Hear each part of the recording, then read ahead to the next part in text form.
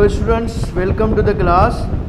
और आज हम न्यूमेरिकल्स 11.5, 11.6 एंड 11.7 जो है वो सॉल्व करेंगे। और आज हमारा लेक्चर नंबर जो है वो 17 है। तो आइए स्टार्ट करते हैं। तो सबसे पहले जो हमारे पास प्रॉब्लम है दैट इज़ 11.5। तो आपकी टेक्स्ट के अंदर जो 11.5 है ये एक बहुत ही जो है वो लॉन्ग प्रॉब्लम है। तो इसलिए मैंने इसको दो हिस्सों के अंदर तकसीम किया है। तो इसका पहला जो पोर्शन है दैट इज़ 11.5a। ठीक है, तो पहले मैं इसको जो है वो रीड करता हूँ, फिर इसकी जो है वो डेटा लिखते हैं और इसको सॉल्व करते हैं। ठीक है, determine the average value of kinetic energy of the particles. ठीक है, तो इस प्रॉब्लम के अंदर हमें जो है वो एवरेज काइनेटिक एनर्जी जो है वो पार्टिकल्स की आइडियल गैस की जो है वो क्या करनी है, डिटरमाइन करनी है। लेकिन हमारे पास जो टेम्परेचर्स हैं वो दो हैं, 80 सेंटीग्रेड एंड 850 सेंटीग्रेड। हमें 0 सेंटीग्रेड पे भी काइनेटिक एनर्जी जो है वो डिटरमाइन करनी है और उसके अलावा हमें 50 सेंटीग्रेड पे भी जो है वो काइनेटिक एनर्जी डिटरमाइन करनी है। तो इस प्रॉब्लम के अंदर जो हमें गिवन वैल्यूज़ हैं पहले हम उनको नोट कर लेते हैं। गिवन डेटा, तो यहाँ पे हमारे पास जो फर्स्ट टेम्परेचर है उसको हम T1 से रिप्रेजेंट करते हैं और ये हमारा है 0 सेंटीग्रेड। और आपका 0 सेंटीग्रेड ऑलमोस्ट इक्वल होता है 273 केल्विन के। और उसके बाद हमारा T2 टेम्परेचर जो है वो है 50 सेंटीग्रेड। और 50 सेंटीग्रेड आपका इक्वल हो जाएगा जब आप 273 को के साथ ऐड करेंगे 50 सेंटीग्रेड, तो आपका आ जाएगा ऑलमोस्ट 323 केल्विन। ठीक है, ये आपका हो गया T2 टेम्परेचर। उसके बाद जनरल गैस कांस्टेंट एक कांस्टेंट वैल्यू होती है, तो ये भी जो है वो इसकी भी हमें प्रॉब्लम में जो है वो इसकी नीड होगी। तो इसकी वैल्यू होती है 8.314 जूल पर मोल इनटू द केल्विन। ठीक है, उसके अलावा हमें क्या डिटरमाइन करनी है, काइनेटिक एनर्जी।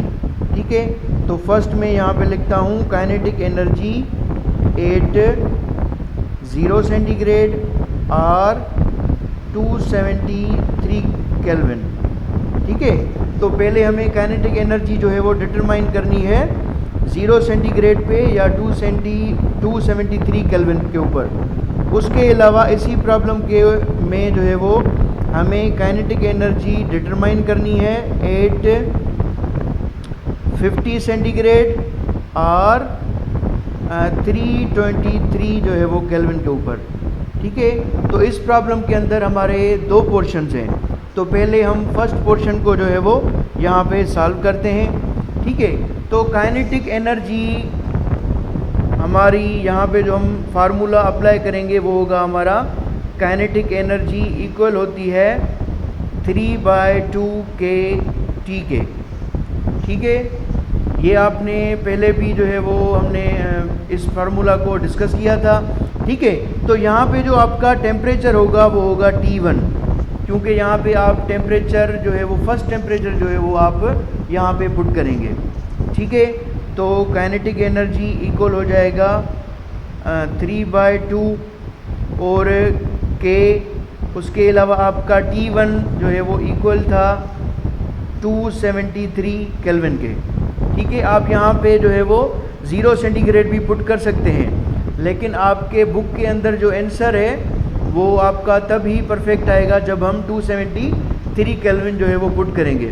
और अक्सर जो प्रॉब्लम्स होते हैं उनमें हम क्या करते हैं, जो हमारा एसआई होता है यूनिट टेम्परेचर का हम पुट करते हैं, तो इसलिए हम ज़्यादातर केल्विन जो है वो यूज़ करते हैं।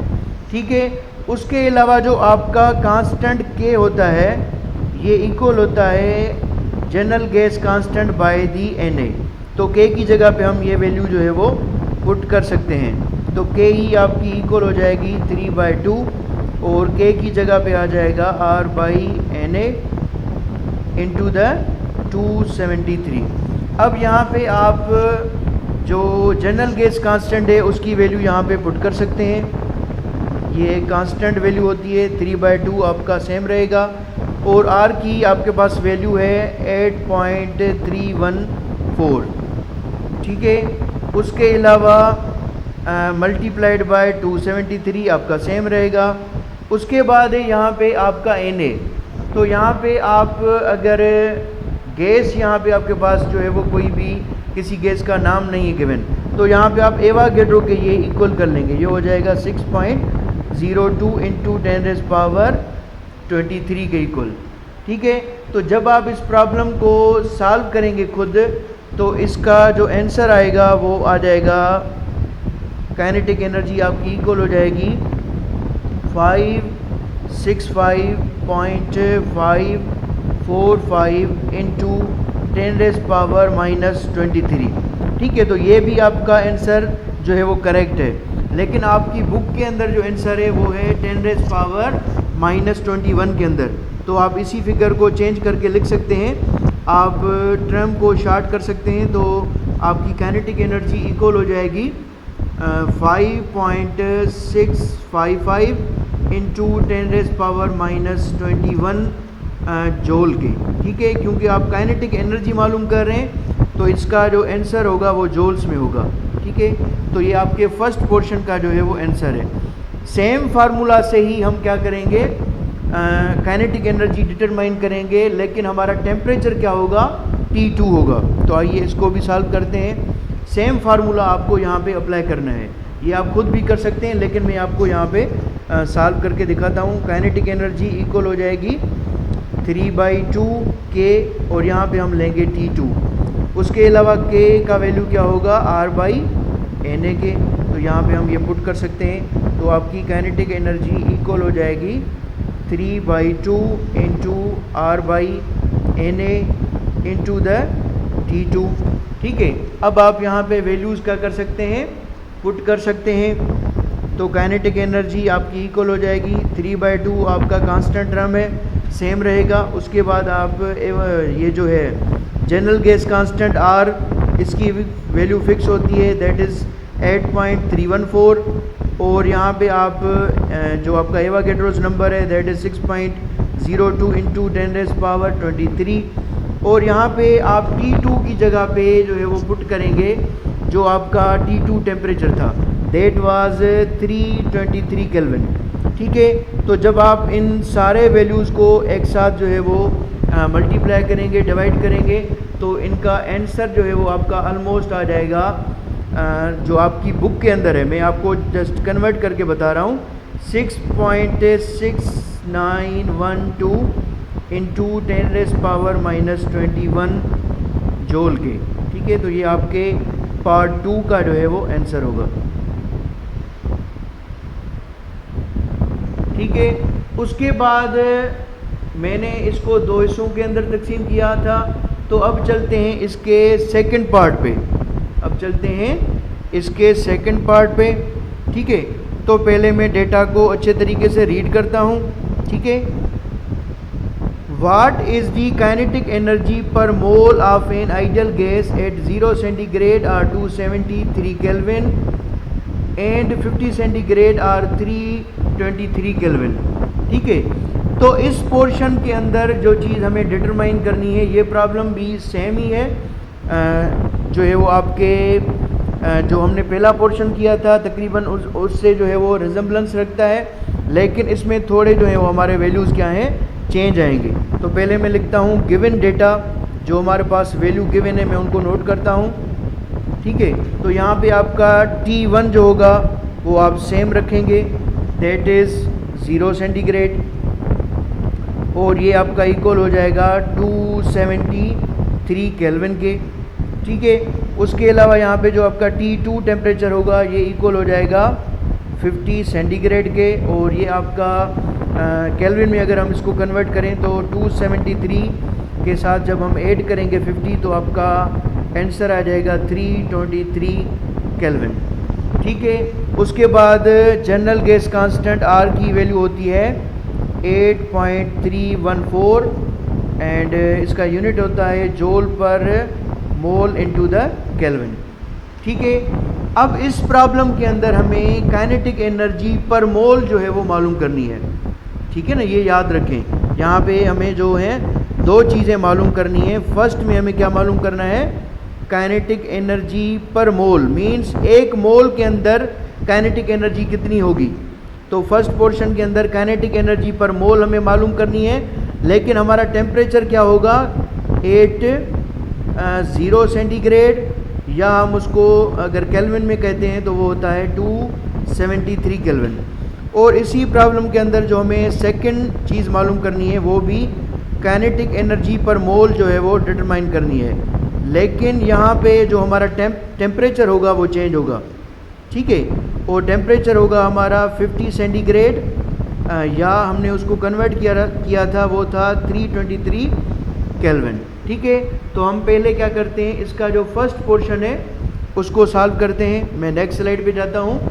तो काइनेटिक एनर्जी पर मोल का जो आपका फार्मूला यहाँ पे अप्लाई होगा तो वो होगा काइनेटिक एनर्जी पर मोल आपकी जो होती है वो इक्वल होती है 3/2 R और T, ठीक है। अगर आप यहाँ पे टेम्परेचर जो है वो फर्स्ट टेम्परेचर ले रहे हैं या T1 ले रहे हैं तो आप इसको कंसीडर कर सकते हैं T1 में, ठीक है। तो अब यहाँ पे आप वैल्यूज़ पुट कर सकते हैं, काइनेटिक एनर्जी पर मोल, ठीक है। 3/2 आपका क्या है, कांस्टेंट टर्म है, और R की वैल्यू क्या होती है 8.314 इंटू T1 हमारा क्या था, हम यहाँ पे जो केल्विन टेम्परेचर पुट करेंगे दैट इज़ 273। अच्छा, अब यहाँ पे आप सेंटीग्रेड भी पुट कर सकते हैं, वो आपका आंसर भी करेक्ट होगा, लेकिन एक्चुअली क्या करते हैं हम ज़्यादातर क्या पुट करते हैं, केल्विन टेम्परेचर पुट करते हैं। और आपके बुक के अंदर जो आंसर दिया गया है वो भी अकॉर्डिंग टू केल्विन टेम्परेचर जो है वो दिया गया है। अगर आप सेंटीग्रेड जो है वो पुट करेंगे तो फिर आपका जो आंसर है वो करेक्ट नहीं आएगा। तो जब आप इसकी कैलकुलेशन करेंगे तो काइनेटिक एनर्जी पर मोल जो होगी आपकी 273 केल्विन पे जो आपका वैल्यू आएगा वो आएगा 3404.58 जूल पर मोल, ठीक है। ये आपका आंसर आ जाएगा, ठीक है। अब यहाँ पे आप देख सकते हैं इसका मैंने जो यूनिट लिखा है वो लिखा है जूल पर मोल, क्योंकि ये एनर्जी पर मोल है, ठीक है। लेकिन इसके फर्स्ट पोर्शन में जो मैंने आंसर्स निकाले थे वहाँ पे मैंने जस्ट जूल पुट किया था, क्योंकि वो जस्ट आपकी काइनेटिक एनर्जी थी, लेकिन ये आपकी क्या है, काइनेटिक एनर्जी पर मोल है, ठीक है। तो आपके सेकंड पोर्शन का जो सॉल्यूशन होगी वो भी सेम पैटर्न से ही होगी, ठीक है। तो आप यहाँ पे भी जो है वो सेम फार्मूला ही अप्लाई करेंगे। सॉरी, मैं पेन जो है वो सिलेक्ट कर लूँ। तो यहाँ पे होगा आपका काइनेटिक एनर्जी, ये आपका सेकंड पोर्शन में यहाँ पे लिखता हूँ, काइनेटिक एनर्जी पर मोल यहाँ पे आपकी इक्वल हो जाएगी 3/2 R, और यहाँ पे आप पुट करेंगे T2, क्योंकि यहाँ पे आपको जो टेम्परेचर है वो T2 कंसीडर करना है, ठीक है। काइनेटिक एनर्जी पर मोल आपका क्या रहेगा, same 3/2 constant term into R की कांस्टेंट वैल्यू क्या होती है, दैट इज़ 8.314, और T2 आप यहाँ पे क्या पुट करेंगे, ये हमने डेटा के अंदर लिखा था, दैट वाज 323 जो है वो केल्विन। तो जब आप इस प्रॉब्लम को सॉल्व करेंगे तो काइनेटिक एनर्जी पर मोल जो है वो आपकी इक्वल हो जाएगी 4028.133, और ये आप आंसर लिखेंगे इसका यूनिट जूल पर मोल, ठीक है। तो ये आपके सेकंड पोर्शन का जो है वो आंसर आ गया। उसके बाद हम आते हैं 11.6 प्रॉब्लम के ऊपर, ठीक है। तो ये भी हमारा एक बहुत ही शॉर्ट प्रॉब्लम है, ठीक है। इसको हम सॉल्व करते हैं। तो पहले मैं इसकी स्टेटमेंट को रीड करता हूँ, ठीक है, और इसी तरीके से जैसे जैसे स्टेटमेंट को पढ़ता जाऊँगा जो है वो डेटा को मैं लिखता जाऊँगा। A 2 kg iron block is taken from a furnace where its temperature was 650 centigrade, ठीक है। तो हमारा क्या था, एक ब्लॉक है 2 kg आयरन का, ठीक है। तो हम इसकी मास कंसीडर करेंगे, गिवन डेटा मैं यहाँ पे लिखता हूँ, ठीक है। तो आयरन ब्लॉक का मास हम M1 से कंसीडर करेंगे, और ये है हमारा 2 kg। ठीक है, उसके अलावा ये आपका जो टेम्परेचर है फर्नेस का, ये इनिशियल टेम्परेचर नहीं है, ये आपका फाइनल जो है वो टेम्परेचर है। तो यहाँ पे आप T2 कंसीडर करेंगे 650 सेंटीग्रेड। ठीक है, मैं यहाँ पे इस टेम्परेचर को कन्वर्ट नहीं करूँगा, ठीक है, क्योंकि यहाँ पे आपका जो आंसर आएगा करेक्ट बुक वाला वो 650 सेंटीग्रेड पे ही आएगा। उसके बाद हम इसको आगे रीड करते हैं। And placed on a large block of ice eight 0 centigrade. तो ये हमारा हो जाएगा इनिशियल टेम्परेचर, तो T1 हमारा इक्वल हो जाएगा 0 सेंटीग्रेड के। ठीक है, उसके अलावा आप डिफरेंसेस ऑफ टेम्परेचर जो है वो क्या कर सकते हैं, यहाँ पे जो है वो मालूम कर सकते हैं। तो डेल्टा T आपका इक्वल होता है T2 माइनस द T1। तो T2 आपका कितना है, यहाँ पे आप देख सकते हैं, that is 650 centigrade minus the 0 centigrade. तो यहाँ पे आपका आंसर आ जाएगा 650 centigrade. Means change in temperature आपका कितना है, delta T, that is 650 centigrade. अब हमें इसके अंदर क्या मालूम करना है, मैं इसको आगे रीड करता हूँ। Assuming that all the heat given up by the iron is used to melt the ice, how much ice is melted? अब हम क्या कर रहे हैं कि आयरन से जो हीट फ्लो हो रही है वो आइस की तरफ हो रही है, और हमें ये मालूम करना है कि आइस जो है उसकी कितनी मिकदार केजी के अंदर जो है वो कन्वर्ट हो रही है। तो यहाँ पे हमें जो चीज़ डिटरमाइन करनी है वो करनी है M2, मीन्स आइस की वैल्यू जो है वो हमें डिटरमाइन करनी है। तो यहाँ पे हमें कुछ कांस्टेंट टर्म्स की जो है वो वैल्यूज़ भी रिक्वायर्ड हैं। तो वो हमें कांस्टेंट टर्म्स कौन से यहाँ पे रिक्वायर्ड होंगे, तो आपके एक यहाँ पे आपका वैल्यू यूज़ होगा स्पेसिफिक हीट ऑफ आयरन। ठीक है, ये फिक्स्ड वैल्यू होते हैं, मैं यहाँ पे लिखता हूँ स्पेसिफिक हीट ऑफ आयरन। तो इसका वैल्यू होता है आपका ऑलमोस्ट 499.800 जूल पर केजी इनटू द केल्विन। ठीक है, उसके अलावा आपको latent heat of fusion of ice भी चाहिए। Latent heat of fusion of ice मैं लिखता हूँ यहाँ पे, लेटेंट हीट ऑफ फ्यूजन। ये आपको वैल्यू जो है कांस्टेंट होते हैं, ये आपके बुक के अंदर लिखे होते हैं और ये आपको याद करने पड़ते हैं। Latent heat of fusion of ice, तो इसका वैल्यू होता है आपका 3.3 इंटू 10⁵ जूल पर केजी। ठीक है, तो आइए अब इसको हमने डेटा लिख दी। अब हमें M2 जो है वो क्या करना है, डिटरमाइन करना है। तो इसको हम सॉल्व करते हैं। मैं नेक्स्ट स्लाइड पे जाता हूँ। एक्चुअली हमेशा क्या होता है, ये आपने मैट्रिक के अंदर भी पढ़ा हुआ है और हमने इस चैप्टर के अंदर भी हम पढ़ते हैं। हमेशा जो ऑब्जेक्ट्स होते हैं जितनी हीट लॉस करते हैं उतनी ही हीट क्या करते हैं, गेन करते हैं। ठीक है, तो हम यहाँ पे लिख सकते हैं heat loss by the iron. जितनी आयरन ने हीट लॉस की होगी उतनी ही हीट जो है वो किसने गेन की होगी, heat gain by the water, heat gain by the water, और उतनी ही हीट जो है वो वाटर ने जो है वो क्या की होगी, गेन की होगी। तो यहाँ पे हमारा जो फार्मूला होगा वो इक्वल हो जाएगा M1C into T2 minus T1, और ये इक्वल होता है M2HF के। ठीक है, अब यहाँ पे जो ये आपका HF है ये रिप्रेजेंट कर रहा है आपके latent heat of fusion of ice. क्या मैं यहाँ पे लिख देता हूँ, latent heat of fusion of ice.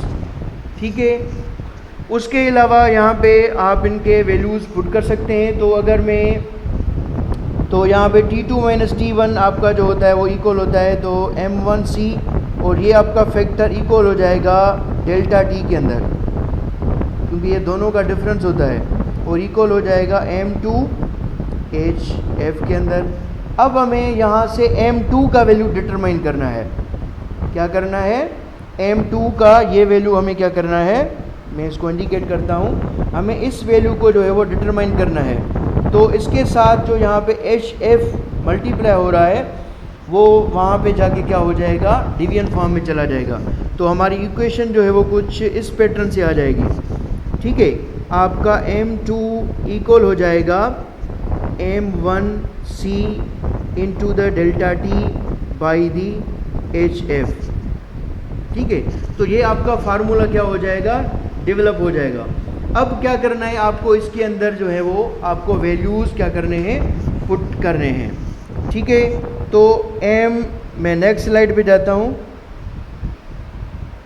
क्योंकि यहाँ पे जगह कम है।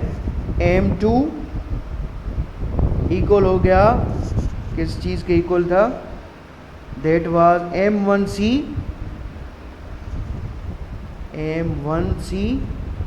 Delta T by the HF। ठीक है, अब यहाँ पे आपको क्या करना है, वैल्यू जो है वो पुट करना है। तो यहाँ पे M2 आपको डिटरमाइन करनी है। उसके अलावा M1 जो था हमने लिया था ब्लॉक का जो है वो हमने मास लिया था, दैट इज़ इक्वल टू 2, यहाँ पे हमने 2 पुट किया। उसके अलावा जो यहाँ पे आपका C फैक्टर है, तो ये रिप्रेजेंट कर रहा है स्पेसिफिक हीट ऑफ आयरन को। तो यहाँ पे इसकी जो वैल्यू होगी वो होगी आपकी 499.8, और आपका डेल्टा T जो था वो था 650। ये आप सेम पुट करेंगे, इसको केल्विन में जो है वो चेंज नहीं करेंगे। ठीक है, क्योंकि अगर आप चेंज करेंगे तो फिर आपका आंसर डिफरेंट आ जाएगा। ठीक है, वो आपका आंसर करेक्ट होगा, लेकिन आपके बुक के अंदर जो आंसर आएगा वो जब आप 650 पुट करेंगे तभी आपका करेक्ट आंसर आएगा। ठीक है, उसके बाद HF की जो हमने वैल्यू ली थी, तो HF को हम रिप्रेजेंट कर रहे थे latent heat of fusion of ice, और इसकी वैल्यू थी, कांस्टेंट वैल्यू थी 3.3 इंटू 10⁵।